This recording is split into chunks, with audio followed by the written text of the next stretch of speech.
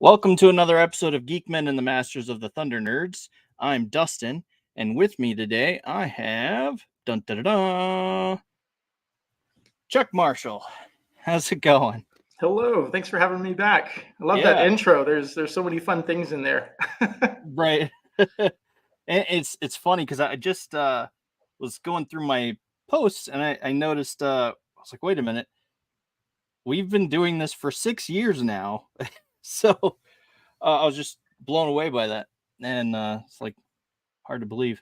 Well, on and off for 6 years, but anyway. So I'm glad you're sticking with it. I mean, it's hard to do something for 6 years, Yeah. and keep going. So and enjoy doing it too, and want to do it again and again. So it's awesome. Keep up the good work. For sure. I suppose that goes along with your costuming. Yeah, you have to be passionate about it if you're not enjoying it, you know. Yeah, it never gets old, and it's what's the next project going to be, and how do you keep it like interesting? And I've always thought like it would be nice just to have one thing that I enjoy doing. And then it's just so hard. I don't know how people just have like one thing and then they stick to that one thing. I just can't do it. I have to jump from one thing to another. And the same thing goes with the costumes. It's like one costume to the next, and what's going to be different, and what is the reaction going to be to this character? How do I portray this character? And what are the situations that I get into? So yeah, always keeping it interesting. Well, and for sure. So now, last we spoke, you were actually in California, right?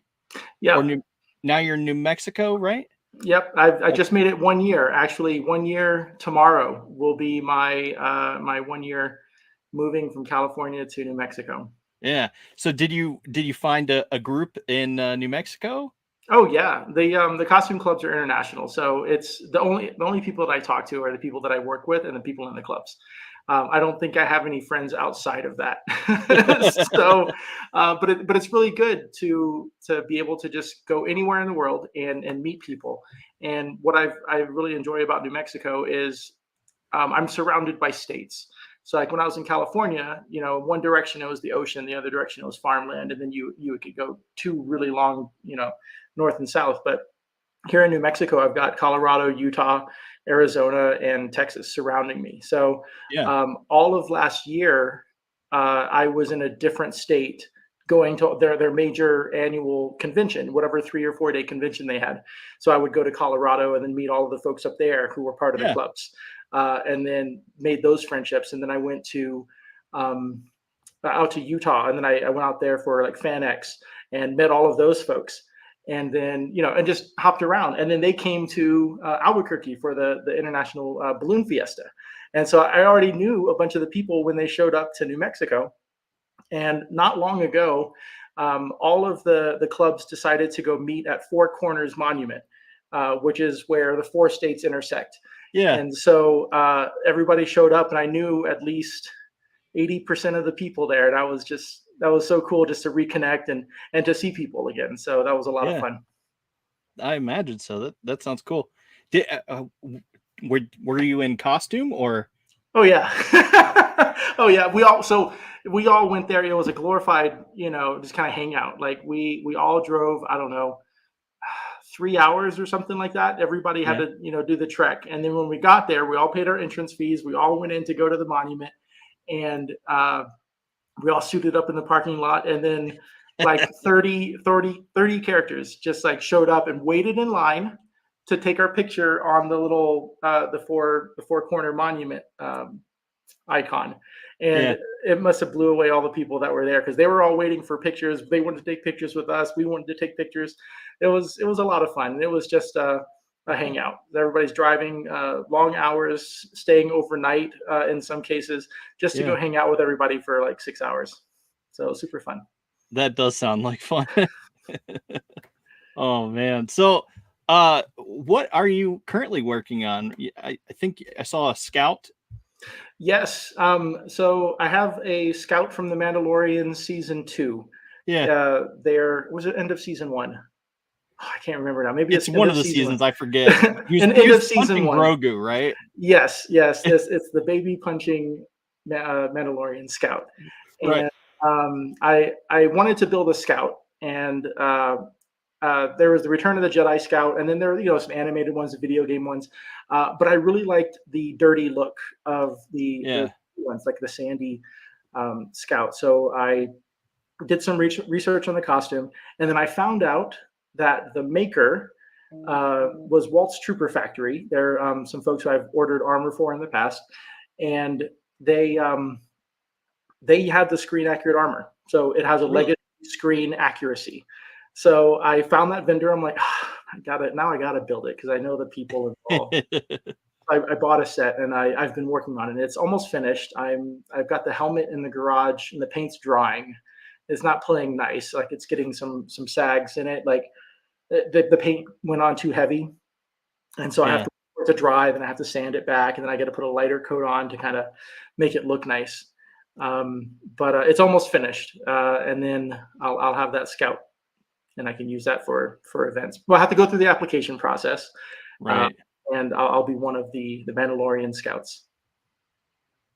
So here's the thing that should be showing now. So here's the Scout Trooper that you're going for. I like that dirty look. Is that playing for you? Oh, not on screen. I don't see anything on screen.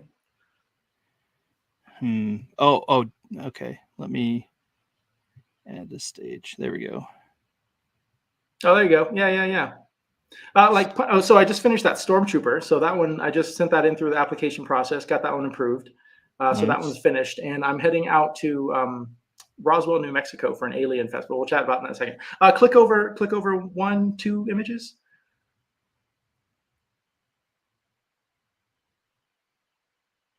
There you go. Yeah, so there's all the armor that I've been working on for the past couple of days. It's crazy. It's super fun. But looking forward to getting that one finished. And the paint on it is interesting. It's just like a raw umber and a burnt umber. So it's 2 different types of browns, and you just kind of mix that in with a wash, and you create a gunk wash that you apply to this thing and let it dry, and it kind of cakes on there. And then you can pull some of it off if you put too much. So it was a very forgiving process. So it was a lot of fun. It looks cool. I love it. It's a lot of fun.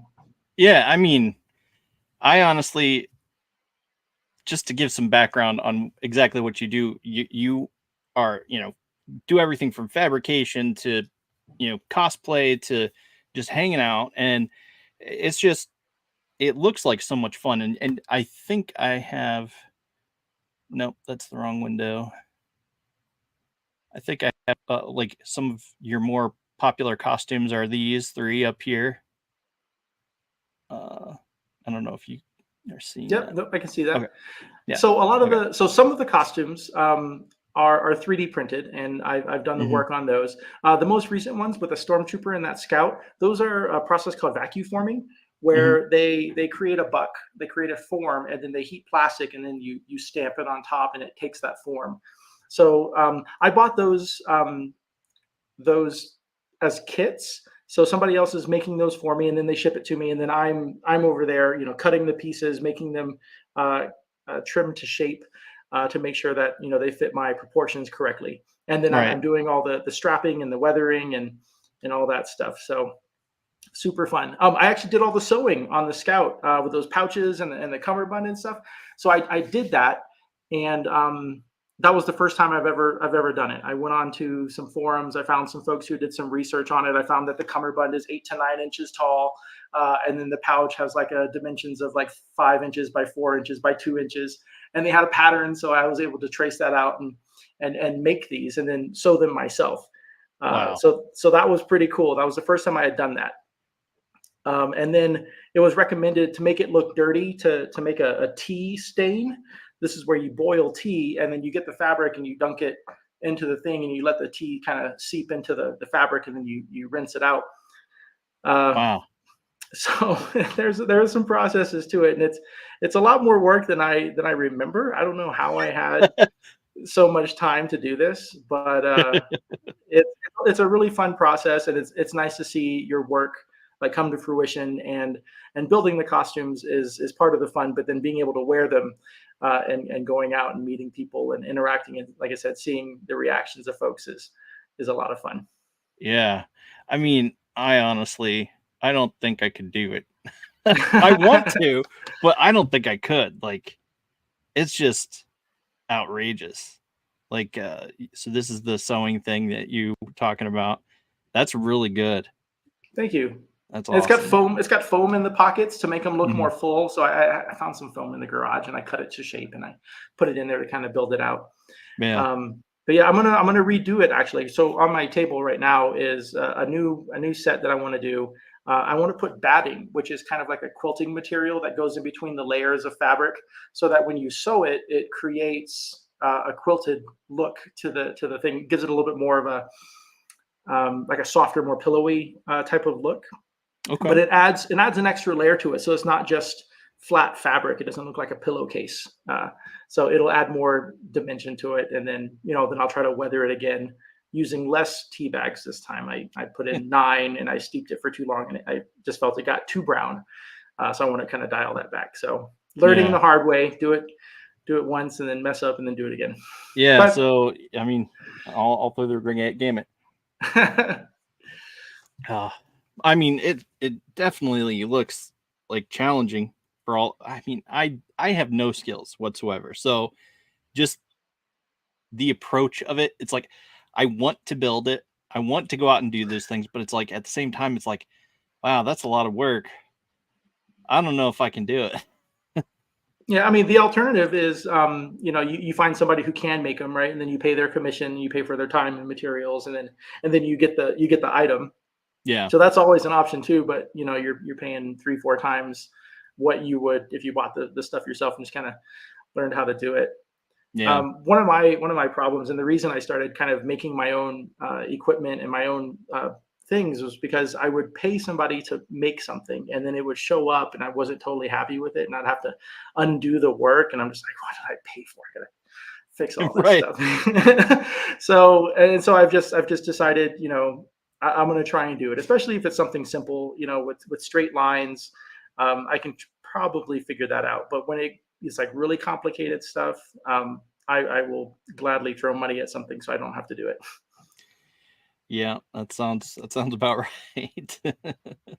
Oh, but dude, I don't know. That's just awesome that you've made it out there. You've settled in. You've had meetups since, so that's just awesome. Yeah, within 24 hours, even. Like, so July 4th, really? I pulled my truck up to a storage unit because we hadn't had a house or an apartment set up. Pulled everything up and threw everything into a storage unit. And the last thing that I put in there was my bin with Boba Fett in it.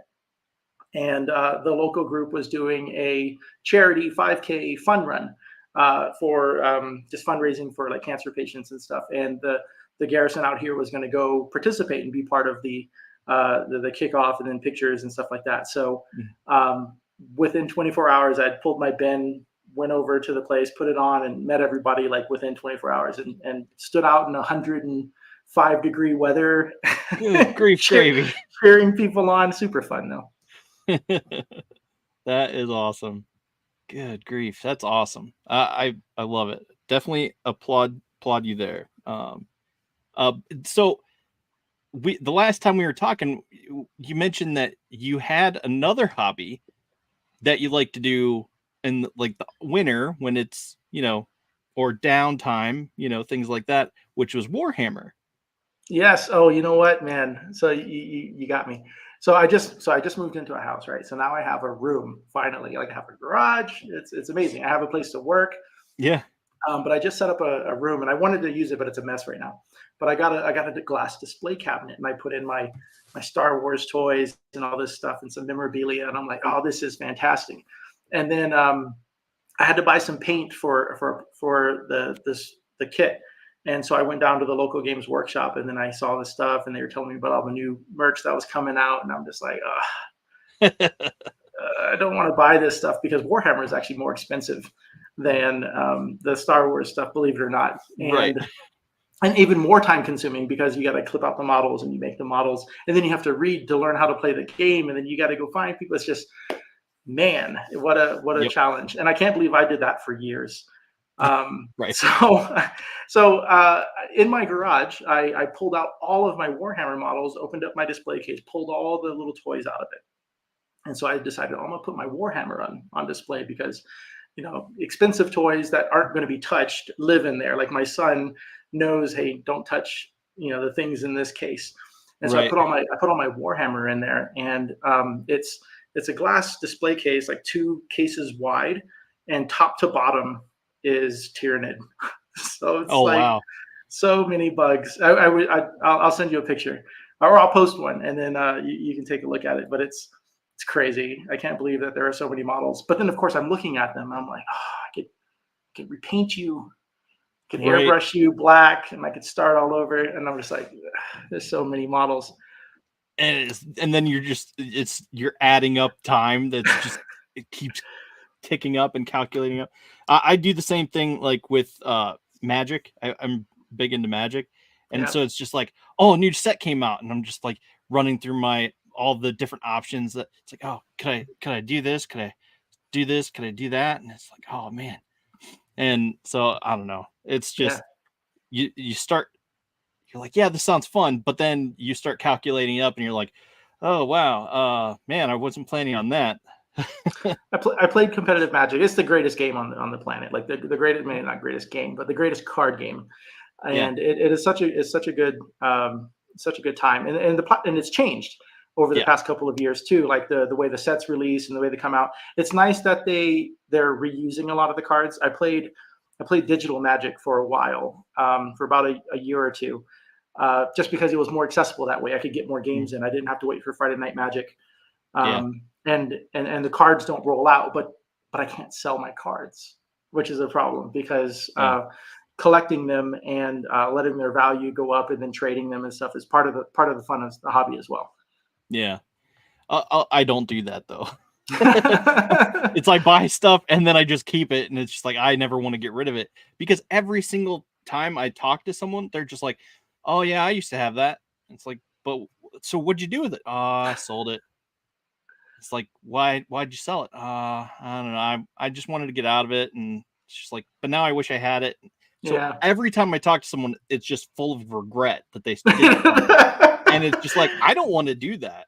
So I have like thousands and thousands and thousands of Magic cards just sitting around my house.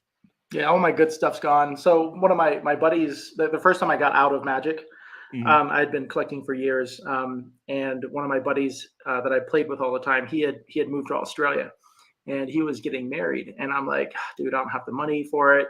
The only way I could do it is if I sold all my Magic.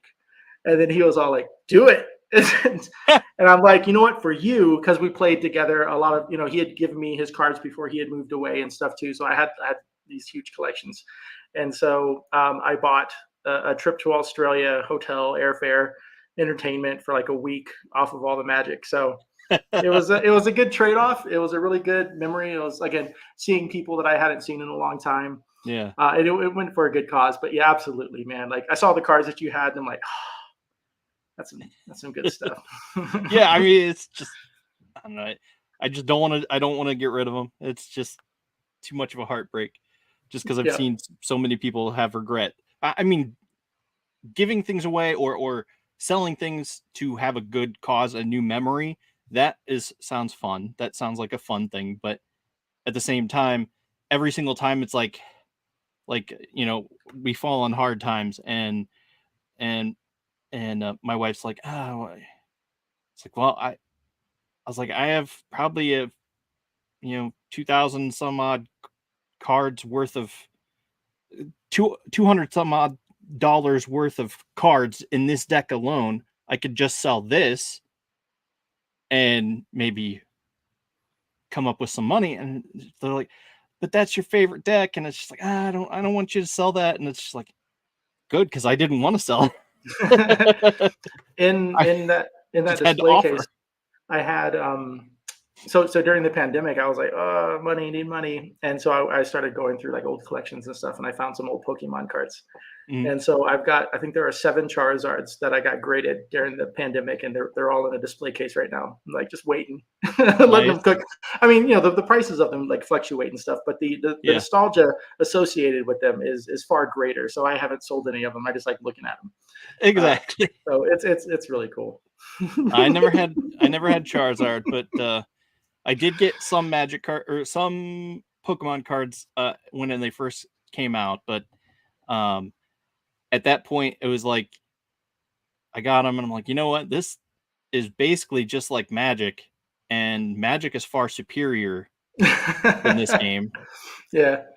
So why should I put money in this game? I'll just focus on Magic. So Yeah, that's and then the I got greatest card game. yeah, exactly. So I got super obsessed with it and went to states and stuff like that. So Sweet. I don't know. But anyway, yeah, so as I was saying, you were into Warhammer, tempted by the new Warhammer stuff. Oh yeah. And you also said you wanted to talk about collections. Oh yeah. I mean, so kind of riffing off of Yeah. I've got a room with all my costumes in it. I've set up some mannequins of costumes that I don't wear as often as I would like to. Mhm. Uh, but I've got those set up in the room now, and I'm wondering like how do I display collections? Like I've never had like a collection cave, right? I see all of these videos on Instagram and the internet of like these amazing rooms, like living room sized Yeah. collections, and I'm just like, how do you do that? Like, Right. and I'm not the guy that collects all the toys and puts them on the shelves and stuff, but I've started kind of becoming that guy. Just because I'll see something like I gotta have it. So Yeah. do you have any recommendations on how best to display things? Do you prefer cabinets with doors? Do you have bookshelves? What are your thoughts on that? Well, I have these Detolfs behind me. Yep. Those are, three tiers, 4 tiers total, and the top, and they're glass cabinets, but they work really well for collections. But um, I don't know. Some places like that used to sell them don't have them anymore. That's another thing too. Is like I've tried to look. I'm like, do I want to buy like 3 of these things so they all match, or do I buy one Right. and then I can't find it later? Right. And then there's options for like lights, and I'm like, oh, should I put LEDs? Like, Yeah. how do I do this, and how permanent is that going to be? Like, what if I want to change the room? What if I want to paint the wall? So I'm torn about how to set up display things. Well, So and I have 3 identical cases that I ordered all at the same time, all 3 at the same time, and then I went and ordered LED lights, and they're just little strips that all go down and connect to a block, and so I have all my cabinets lit up, and it's like, okay, that's cool. And then I was like, all right, so now I just need to get 3 more. So I figured out a place where I could put 3 more. It's like, okay, I'll just move this here, move that there, and I'll have 3 more. And I say this as I'm looking at the space where I'm talking about wanting to put them. right, But anyway, I then I went back and they're always out of stock, or like one place, IKEA is where I used to buy them. They apparently don't carry Detolfs anymore, but other places have similar things. So, but it's just a matter of finding the right dimensions and size and right, stuff. So it's like, now I have to start all over again, cool. or look at maybe something different. But Do you I do have you limited space in my man cave, so to speak. So do you access the figures and stuff and use them for a variety of different things? I had also been considering like trying to create dioramas, kind of using that hobby stuff that I have, like getting foam and stuff and cutting things and then carving into it to create brick walls, yep. anything like that. Do you access the collections once you put them in, or is it just like too much work to pull them out and put them back in? For someone who's motivated, that would be fine. But um, I don't know when, like I have a table set up that has a lot of my Thundercat figures on it, Yeah. and my Thunder Tank, and I'm getting a the Cat's Lair is coming, so I'm gonna have that set up, and I'm gonna put the figures on that, and that'll be my main focus and storage for where I'm gonna put things. But um, I have them on the table. I took them out of the case and put them on the table, but I've only messed with them like a couple times, putting them in different places.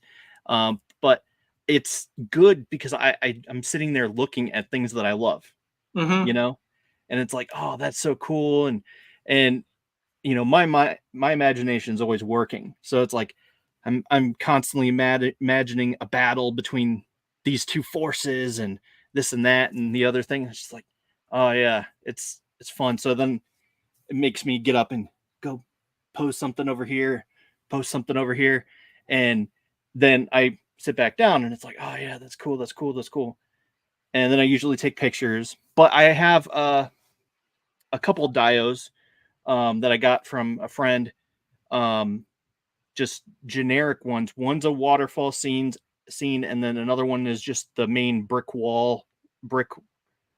not brick, but it's like a stone wall and floor that I've taken thousands of pictures of on it. So, and so it's fun to, those are accessible outside of the case. They can fit in the case, but I put them outside of the case and take pictures and do all those different things with it. And it adds another level of fun. Oh, So absolutely. it's just Better than being in a box. right. So, and I still have an entire tubs of boxes of toys.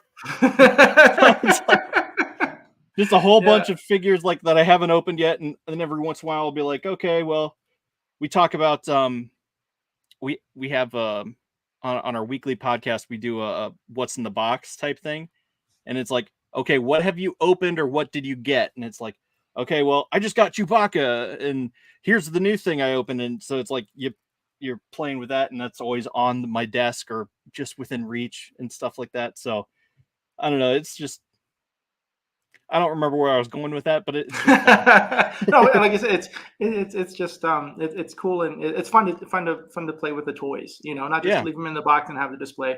yeah, Because I had all of my Black Series hmm toys, and I try to restrict myself to, like, I have to have the costume in order to buy the toy. oh really, If I don't have the costume, I can't buy the toy. And so that's how I restrict myself. And my other rule is I have to find it in the wild. I can't go online and just purchase it. okay, I have to be at a convention, or I have to be at a store and I have to see it, and then on the spur of the moment, then I pick it up. yeah, So I got those, and I cracked them open, and I put them in that display case, and they're very cool. My son wants to mhm. play with them, and so I find myself having to buy two, and I'm like, here's one for you, this one's dad's. Right. You know, and So I okay, let me pulled ask them you a out. question. What's that? Is your kid hard on toys? Oh yeah, yeah. No, he's a boy. Like, he smashes them. They always get into fights. They're always Yeah. getting injured. Like, I gave him a Captain Phasma, and she is like all dinged up. And part of me was like, that's okay, because I'm gonna take a chrome pin or paint, and I'm gonna clean her up one Yeah. day, and she'll have like a nice shiny chrome finish, more accurate than, the kind of dull gray that they have in the box. So Yeah. I'm totally letting him beat up the toys. Boba Fett has lost his cape. I think the top of the rocket. I glued that in place. So I've glued the backpack onto him. So any piece that could come off, I try to secure to the toy, and I let him play with it like as a solid toy. Oh, okay. That's But cool. yeah, no, they were. He had Boba Fett out in the backyard, and there's like a little sand pit, and he was like, you smashing it into the sand. He had dug a big hole. I'm like, oh, it looks like the Sarlacc pit. Yeah. And so he was Did he just read having a the blast. scene? No, he hasn't even seen that stuff. Oh, And I'm okay. just like, this is perfect. This is so cool. And Yeah. he's making all of these memories and having a good time. So when he does get to the point where he can watch the show, he'll just be like, So I remember doing that in my yard. yeah. I did let him. One of the hobbies that one of the fandoms that I've kind of like really come out of the closet with was Teenage Mutant Ninja Turtles. Okay. So they did the re-release of the toys. I purchased all of those and I kept them in the blisters for a long time. And then I just decided, it would be nice for them to have the same feeling I did of ripping open the blister, opening up the turtle, holding it in their hand, and doing all that stuff. So I let them do that. I got all of the new Mutant Mayhem turtles as well. Two different turtle vans. I got the turtle blimp.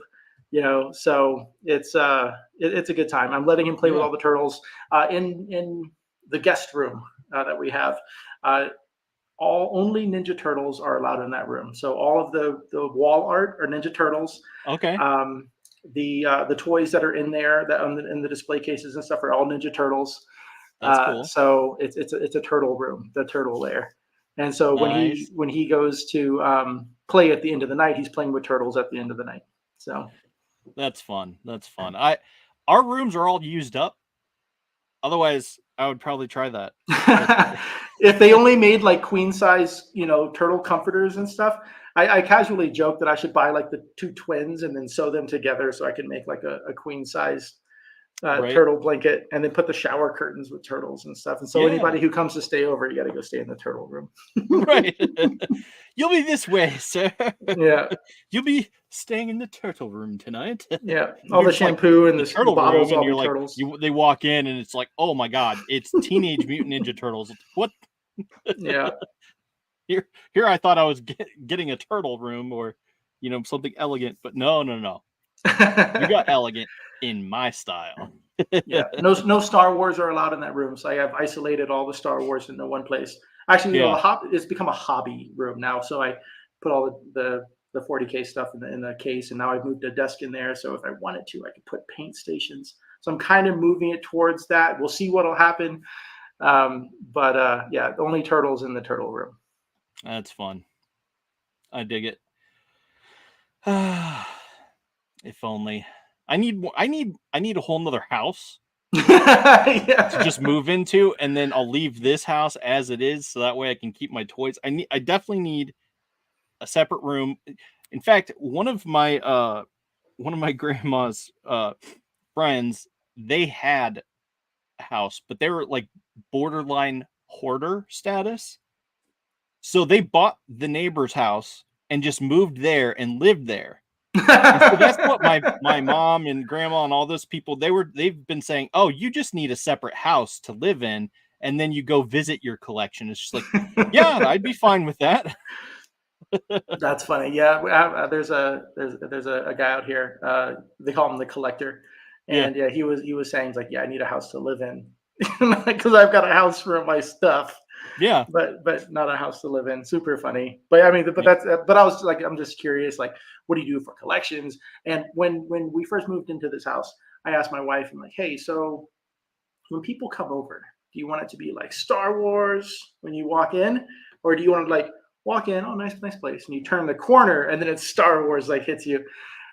So we went with option B. It looks like a normal house when you walk in, but then as soon as you take one of the corners, either you're like hit in the face with Star Wars, or you've got like Legend of Zelda all over here, and you got the turtles up there. So we're still kind of figuring it out, and how we want to have collections. We don't have a whole lot of shelves yet, but when we get them, all the memorabilia. I have my like paintings and stuff up and my helmet and stuff in my basement. That's sort of my domain. And but yeah, pretty much nothing of me is upstairs except for my magic table, which I recently put a magic table up because I was teaching my two girls how to play and trying to get them into it, because if I get them into it, they'll want to buy stuff, and then my wife will have to allow it, and then it's like, okay. It's less about me and more about them. Exactly. That's how I justified the turtles, man. I'm just like, it's for my son. Yeah, exactly. That's for them. Think of the children. Yeah. If I'm gonna play with them, I need to be wanting. I want to play with the toys too. Yeah, right. that's Man, super I funny. tell you what though, like I got Castle Grayskull and a bunch of like He-Man, the Battle Cat, and Skeletor and Keldor and all these different figures for my girls when they were younger. And it's like they're everywhere, like scattered everywhere, like everything else in the house. They don't take care of their stuff like I did as a kid. So it's baffling to me because I was one of those kids that was just like, oh, Snarfer, yeah, blah, blah, blah.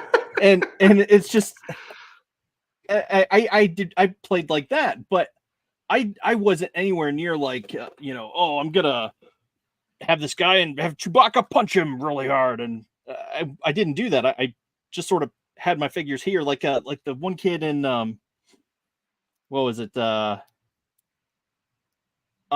Unbreakable, where he's just having the two figures like talking in his head like silently. He's just like, right. You've just described my daughter, the way my daughter plays with toys and the way my son plays with toys. Like my daughter is like, oh, very nice, and oh, let's brush your hair, here, put on this thing. Meanwhile, here comes my son, like just smashing things, and oh my gosh, we have my wife wanted to get like a large dollhouse for my daughter, like because she never had that, and she wanted to have a place for the Barbies to like hang out and all this stuff. And so she bought like this really, really nice like wooden dollhouse. I spent like all of Christmas Eve like assembling it, and then we put a big bow on it, and my daughter went up and saw it, and she was really excited. And so she was playing in the dollhouse when she had a friend from school over. And then her brother, my son, saw what they were doing in the dollhouse, and so the Ninja Turtles showed up in the turtle van. They started playing in the dollhouse, and then my daughter came out and started complaining that the turtles were in the dollhouse.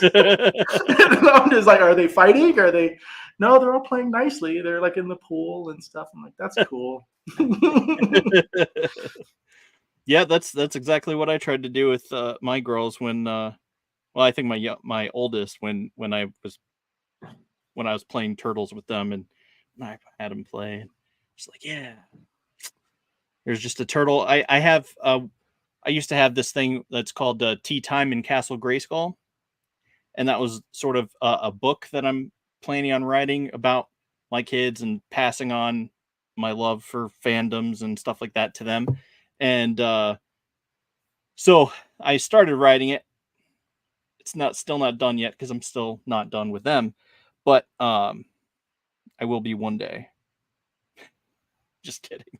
But yeah, so I forget what the point was to that, but scatterbrained.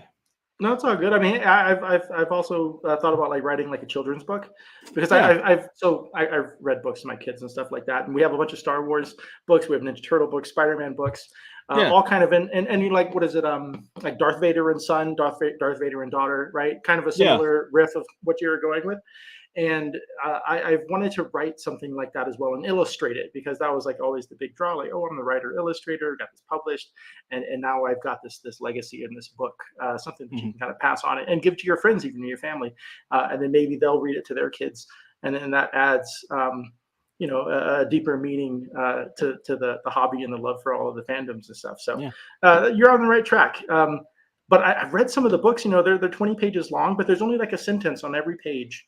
Yeah. And I'm just like, I got to try to keep it simple. Like, don't overcomplicate it, but also make it so that, they can read the words is another one too, right? Because you can learn how to read off of these things. And my daughter has learned how to read books because of how simple they are, and being interested in the fandom that it's part of.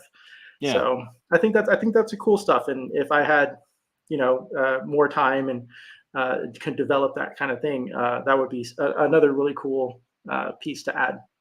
Yeah, for sure.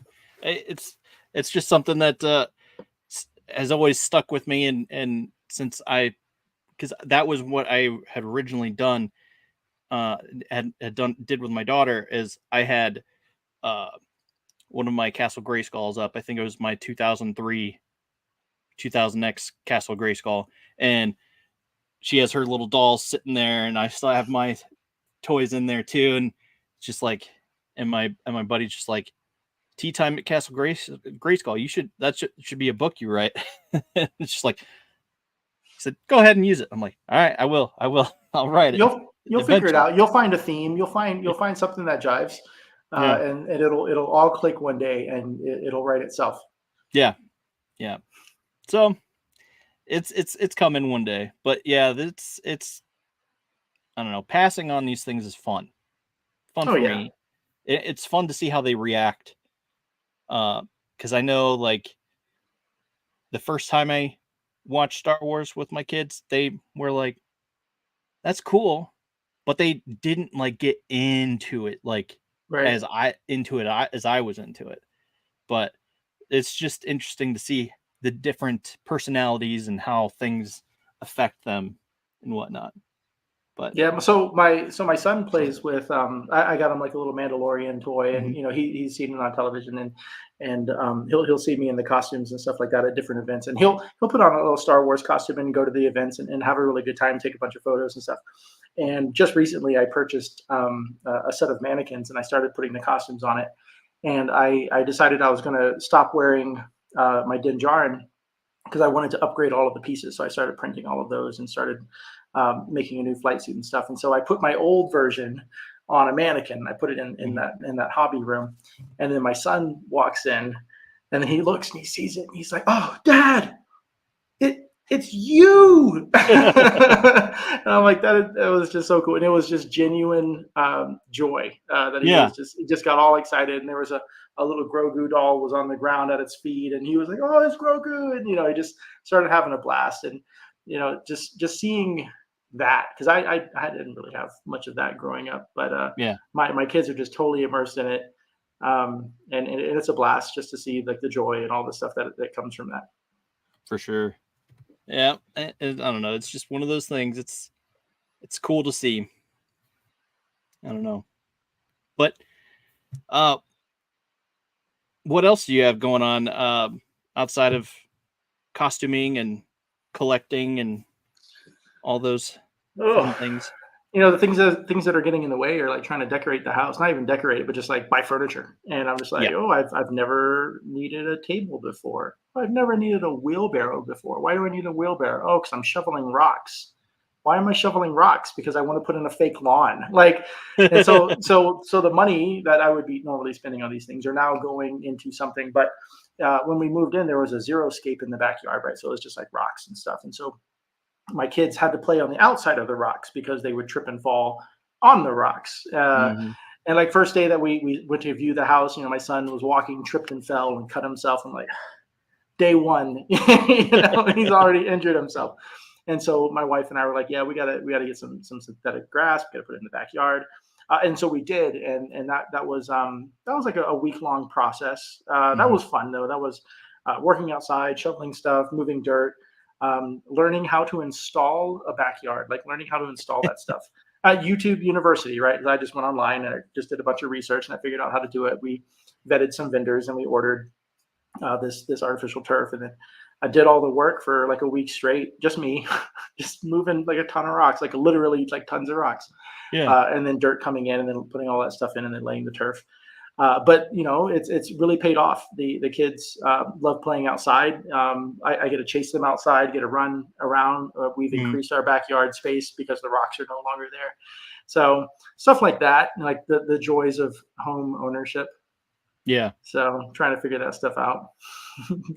Yeah, I get it. I mean, it's not something that I'm going to have to deal with personally, but I know in how it can detract from the hobbies that you want to put into other hobbies and stuff like that. So I get it, but that's fun. And that sounds like fun. Yeah. I haven't been building a whole lot, more of just kind of using the stuff that I already have because we're spending the time and the money on other things too. Yeah. So this year, bad year for hobbies because first year in the house and, trying to, like I said, got to have a table to sit at. Right. Yeah. We got more, we got to find a couch. When we moved out here, we left all of our furniture behind. So Really? Okay. I brought a lazy boy recliner. I'm like, we're taking this. This is mine.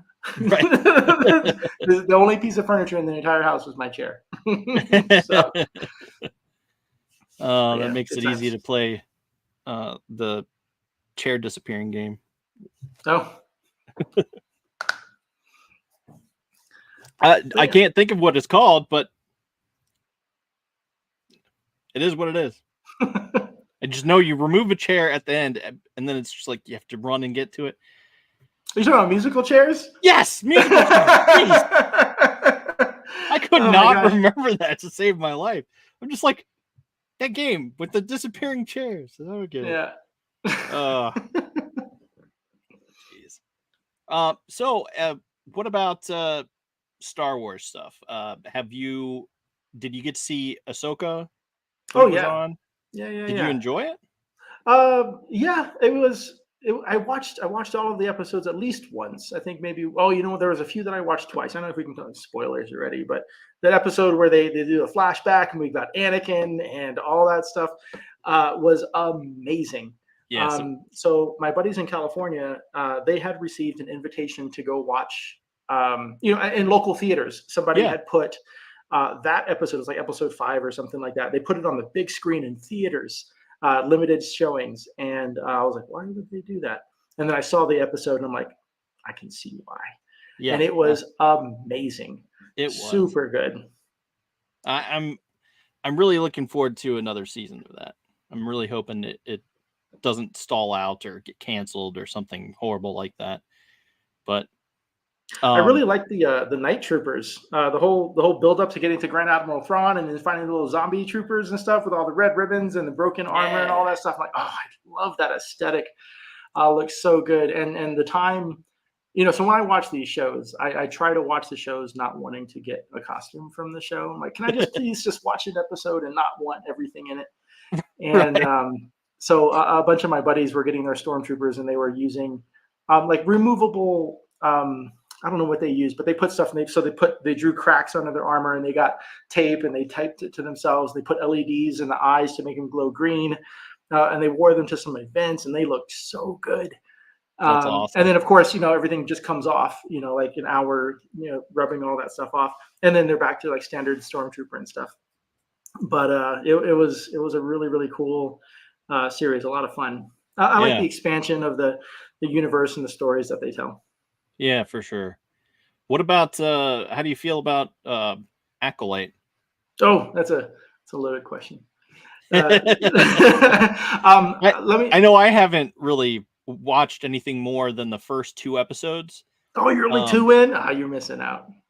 Well, I've watched the first 2, and then someone asked me like, "Hey, what did you think?" And I replied, and I was like, I thought it was underwhelming. It didn't blow me away or anything. And they're just like, "You're ridiculous. You're not a Star Wars fan. Get out of here. Don't watch anymore." And they just like attacked me, just full guns bloated, full blast. And it's just like, okay, fine. You know what? This isn't my show anyway. I'll just pass on by because there's been so much drama with this show.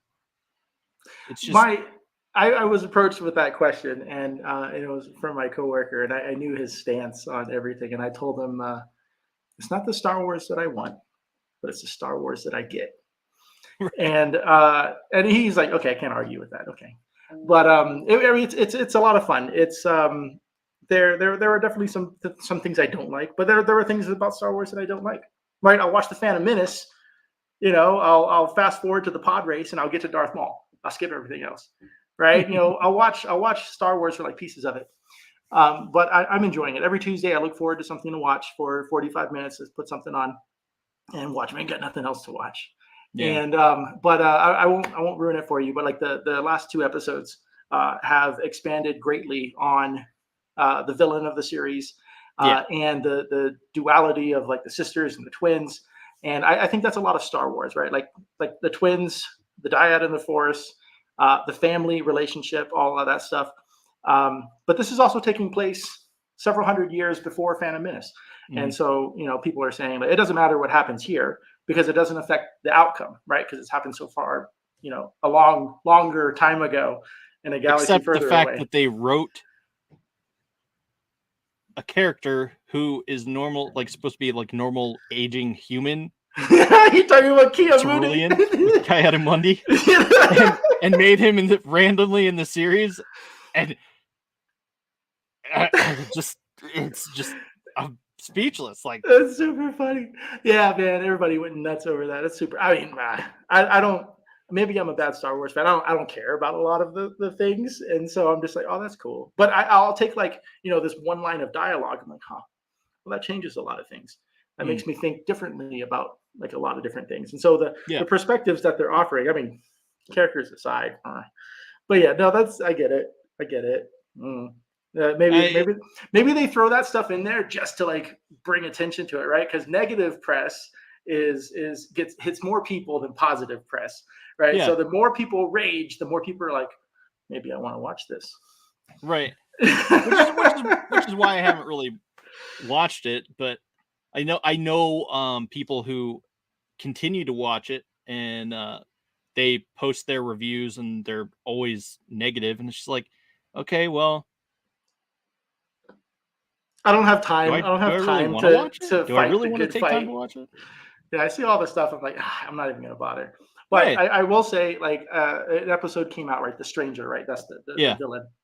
And so I told my wife, like, whoa, check out this out. Check out this helmet. Look at smiling and all this stuff. I can't wait. It's, and she's like, don't make that helmet.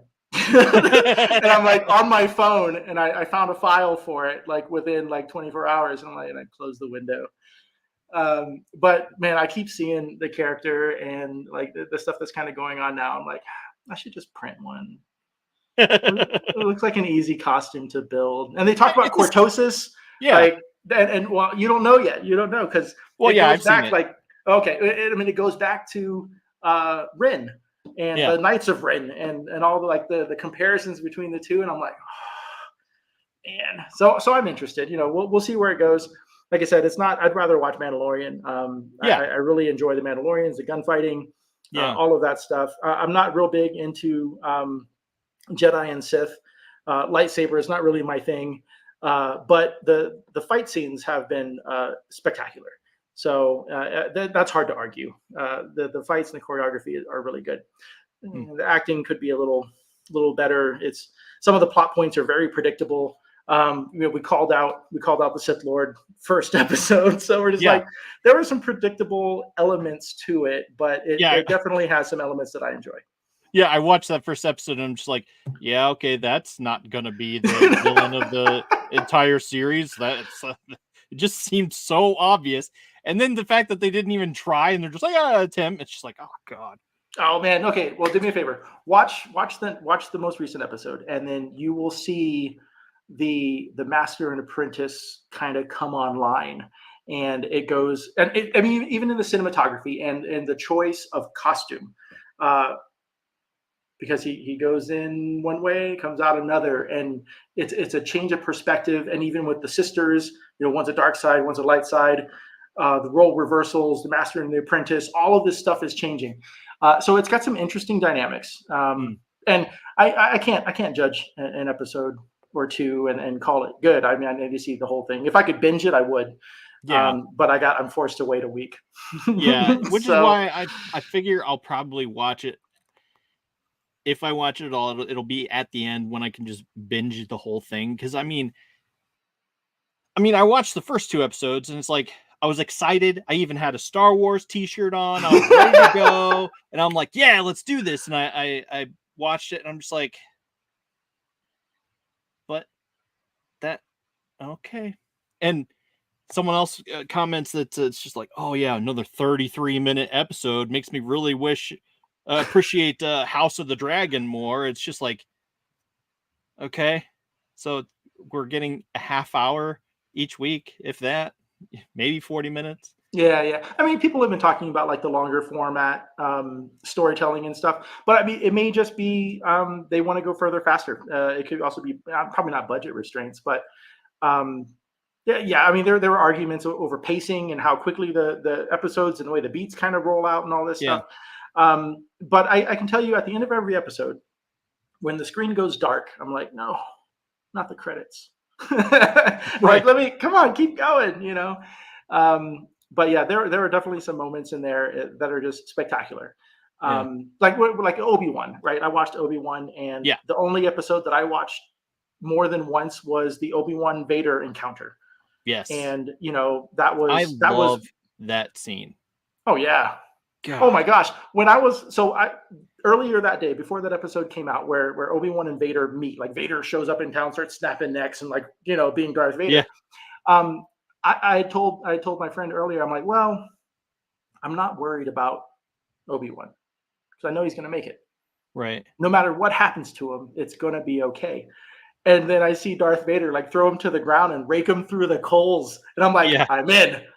Yeah, exactly. And I'm just like, wow, okay. I mean, he's like wants payback just a tiny bit. He's like, I'm gonna make you burn, and it's just drags him through the coals. It's just I think that was more powerful than just literally straight up killing him. Oh yeah, it's so good. Just making him suffer every little bit. It's just, it's totally worth it, because I mean that's easy to fix with a Bacta tank. I mean, right. When they put that in, and now nobody dies, right? Because we just let's throw you in the jacuzzi real quick, and you'll be all right. But it's like I said, it's there are little bits of Star Wars that are so good and burn itself into my memory, that I can forgive. The other parts that I'm not I'll fast forward to it. We'll turn the volume down. We don't need to watch this part. But you know what? This is also the same for Ghostbusters, for example. So I'm trying to get my kids to watch Ghostbusters, and so they're not interested in the plot points. They're not interested in where the firehouse came from, how they got the car, what things to go into the car, who Janine is, all of that stuff. So I fast forward to all the jump scares. So I fast forward to the library ghost. I fast forward to Slimer. The traditional Ghostbuster things where the theme music is playing. Yeah. They're in the hotel, and then they go to the Marshmallow Man, right? Yeah. So those are the 3 or 4 points that I always hit.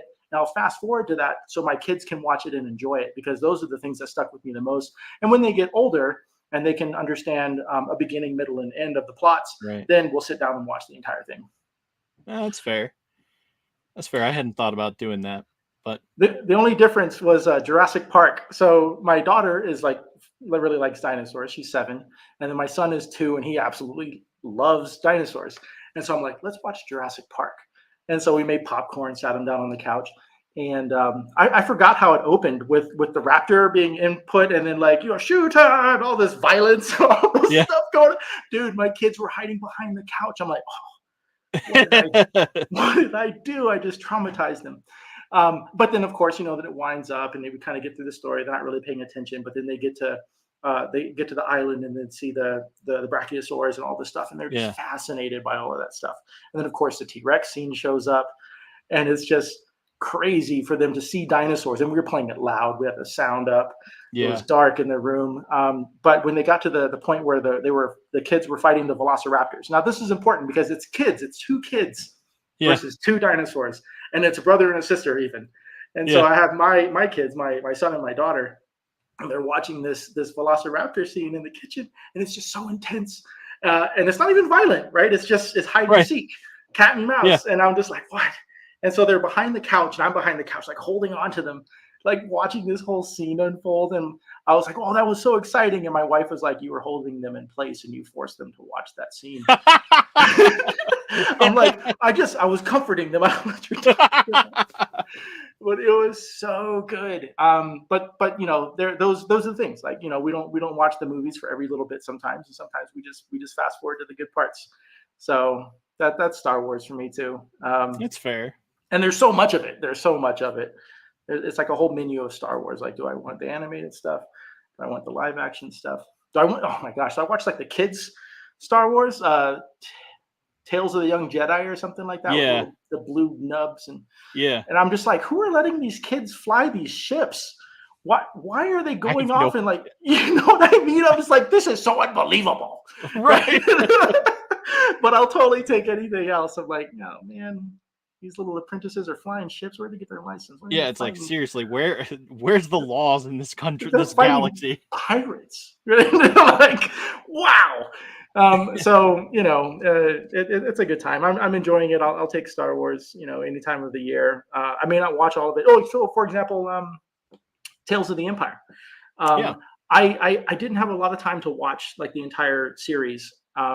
I put it on in the background. I watched like the first 2 episodes, and I saw that there was like a story arc and the characters involved. And man, it is not for kids. It's like Bad Batch, not for kids.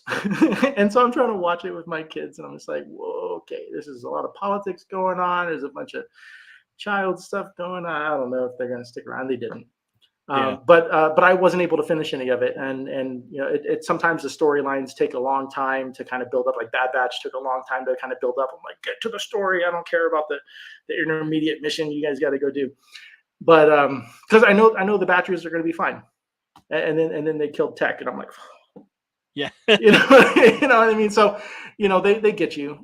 You remember a lot of the key points, and some of it's forgettable. So. Yeah, that's fair. That was a long-winded explanation of like Star Wars and how I only watched like some of it, but it's a good time, man. Why it opened my eyes to actually be more forgiving to an extent, because for me, it's always been like, you start a movie, you watch it start to finish. That's it. But I never thought about fast forwarding to a good part. But that's just not how I watch TV. But yeah, I can see doing that. I mean, I did do that for the Darth Vader scene, because I had it was a reel or something on Instagram, and it was the conversation between Obi-Wan and Darth Vader, and they're talking, and it's like, you know what? Why am I watching this on my phone? I could put it on my TV right now. So I turn on the TV, and my daughter comes in the room. She's just like, "What are you doing?" I'm like, "Oh, I'm gonna watch this scene real quick." And so we turn it on. She was like, "Oh, I forgot about that." And it's just like, okay, well, there you go. You know, to exactly this point. So my son has a little Grogu doll. He's got, you know, Mando, and he's got the N1 starship, and they're flying around and doing all this stuff. And I'm like, oh, well, you like Grogu, he's cute. You like Mando, he's cool. You like really big monsters, and you like Boba Fett. What if we watch the Book of Boba Fett and we fast forward to the ending finale when Boba brings in the Rancor and does this whole battle, and then, you know, it has Grogu and stuff, and so I fast forwarded. We just watched that scene, and he was just glued to the screen the entire time. Awesome. And I'm like, wow, this is really violent. They're just blasted, all these people, everybody's running and screaming, and I'm like, oh, okay, I just wanted the monster and the cute, you know, Grogu. Anyway, but seeing them like just throw droids and whatnot across the city, and like crunching them, and yeah, they did really good. Another fun moment was I was driving my daughter home from school, and I had like the Mandalorian soundtrack was playing in the car, and it was from Mandalorian season 3 when Bo-Katan and Mando are fighting the pirate gunship over Navarro. Mm-hmm. And so you hear this music, and it's all intense and stuff. And then my daughter's in the back, and I didn't notice. My daughter's in the back, and she says, "Dad, this music is kind of making me scared." And I'm like, "Oh, that's not being scared. That's being like excited or anticipation or suspense or buildup or something, because it escalates. Yeah, it gets faster and faster." And so I said, "Oh, hold on a second." So I got my phone, and I fast forwarded to that scene, and I gave it to her in the back seat, and she was watching this big space battle with the music. I'm like, "Can you hear the music?" It was playing in the car, but she was watching it on this little phone, and she was like, "Wow, this is really cool. This is really exciting. Oh, wow." And so, you know, seeing all the gunfights, and then the Mandos are like invading the town and doing all this stuff.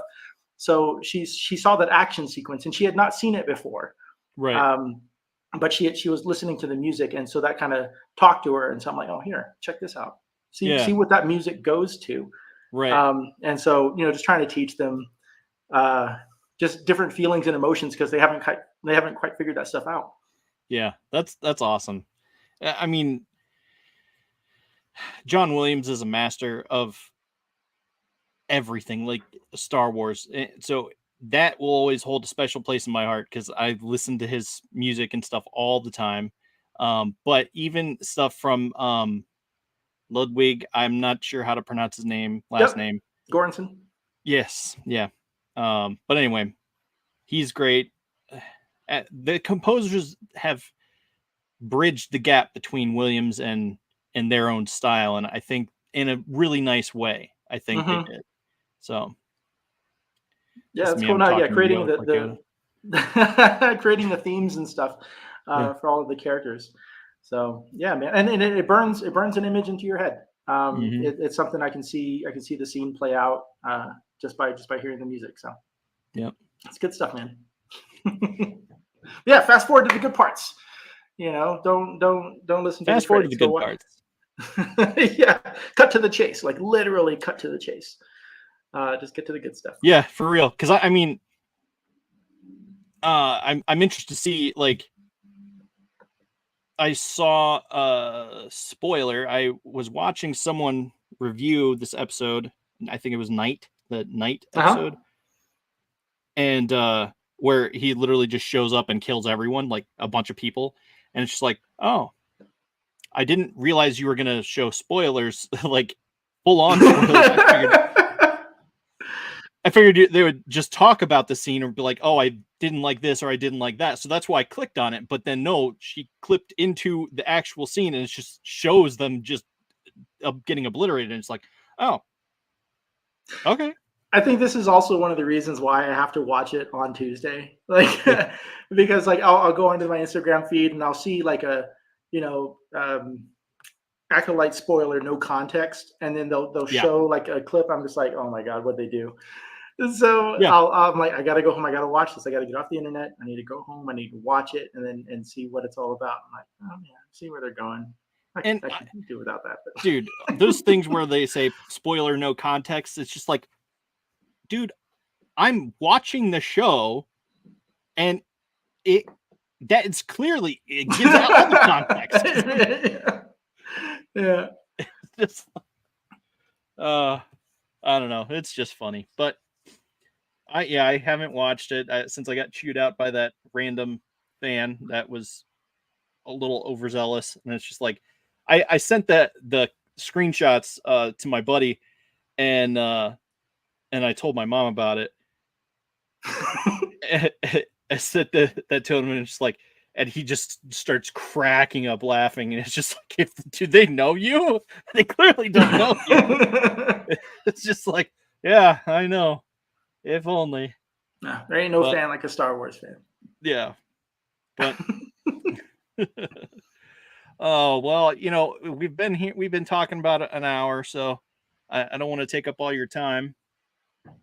I got to go put my kids to bed, actually, as well. Yeah, no, I know it's a bit later for you too. But hey, you know what? Thank you so much, man. It's always, we've never met.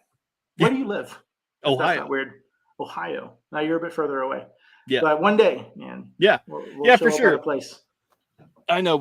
I'll probably make it out there eventually because I want to do more conventions and stuff. So, but cool. Colorado's got some cool stuff. I know one of your podcasters out in Colorado, right? Yes, but they're actually getting ready to move to South Carolina. So, okay. So he's just in this weird transition. So that's all good. Yeah. But Dustin, thank you again. I mean, you're an absolute joy to hang out with and chat with, and we would talk all day. Yes, we really could.